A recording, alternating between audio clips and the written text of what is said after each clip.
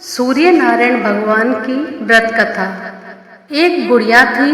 उसका नियम था प्रति रविवार को सवेरे ही स्नान आदि कर घर को गोबर से लीपकर फिर भोजन तैयार कर भगवान को भोग लगाकर स्वयं भोजन करती थी। श्री हरि की कृपा से उसका घर अनेक प्रकार के धन धान्य से पूर्ण था। घर में किसी प्रकार का विघ्न या दुख नहीं था। सब प्रकार से घर में आनंद रहता था। इस तरह कुछ दिन बीत जाने पर उसकी एक पड़ोसन, जिसकी गाय का गोबर वह बुढ़िया लाया करती थी, विचार करने लगी कि यह वृद्धा सर्वदा मेरी गाय का गोबर ले जाती है, इसलिए अपनी गाय को घर के भीतर बांधने लग गई। बुढ़िया को गोबर न मिलने से रविवार के दिन अपने घर को न लीप सकी, इसलिए उसने न तो भोजन बनाया न भगवान को भोग लगाया तथा स्वयं भी उसने भोजन नहीं किया। इस प्रकार उसने निराहार व्रत किया। रात्रि हो गई और वह भूखी से सो गई। रात्रि में भगवान ने उसे सपन दिया और भोजन ने बनाने तथा भोग ने लगाने का कारण पूछा। वृद्धा ने गोबर ने मिलने का कारण सुनाया।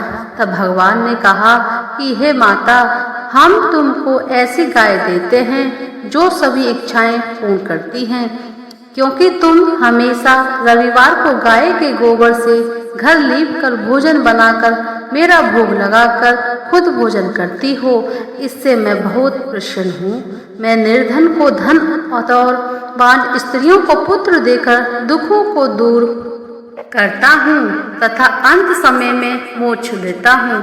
सपन में ऐसा वरदान देखकर भगवान अंतर्ध्यान हो गए। प्रातः काल जब वृद्धा की आंख खुली तो वह देखती हैं कि आंगन में एक अति सुंदर गाय और बछड़ा बंधे हुए हैं। वह गाय और बछड़े को देखकर अत्यंत प्रसन्न हुई और उसको घर के बाहर बांध दिया और वहीं खाने का चारा डाल दिया।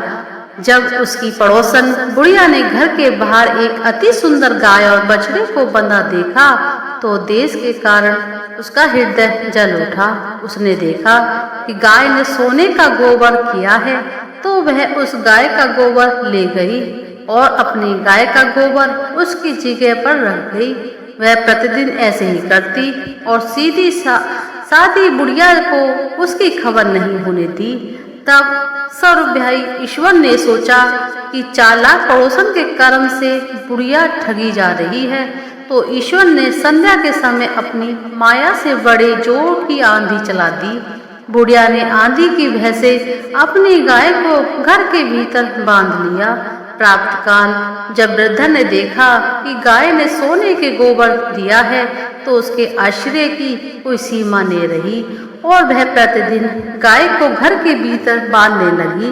उधर पड़ोसन ने देखा कि बुढ़िया गाय को घर के भीतर बांधने लगी है और उसका सोने का गोबर उठाने का दाम नहीं चलता, तो वह ईर्ष्या और ढाई से जल रही उठी और कुछ उपाय न देख पड़ोसन ने उस देश के राजा की सभा में जाकर, महाराज, मेरे पड़ोस में एक वृद्धा के पास ऐसी गाय है, वह नित्य सोने का गोबर देती है, आप उसे सोने से प्रजा का पालन करिए। वह वृद्धा इतने सोने का क्या करेगी? राजा ने यह बात सुन अपने दूतों को वृद्धा के घर से गऊ लाने की आज्ञा दी। वृद्धा प्रातः ईश्वर का भोग लगा भोजन ग्रहण करने ही जा रही थी कि राजा के कर्मचारी गाय खोलकर ले गए। वृद्धा काफी रोई चिल्लाई, किंतु कर्मचारियों के समक्ष कोई क्या कहता।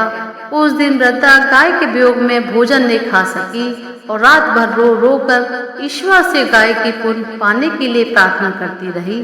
उधर राजा गाय को देखकर बहुत प्रसन्न हुए, लेकिन सुबह जैसे ही वह उठा सारा महल गोबर से भरा दिखाई देने लगा। राजा यह देख घबरा गया। भगवान ने रात्रि में राजा को स्वप्न में कहा, हे राजा, गाय वृद्धा को लौटाने में ही तेरी भलाई है। उसके रविवार के व्रत से प्रसन्न होकर मैंने उसे गाय दी थी। प्रातः काल उठते होते ही राजा ने वृद्धा को बुलाकर बहुत सा धन के साथ साथ सम्मान सहित गाय के बछड़ा लौटा दिया। उसकी पड़ोसन को बुलवाकर उचित दंड दिया। इतना करने के बाद ही राजा के महल से गंदगी दूर हो गई।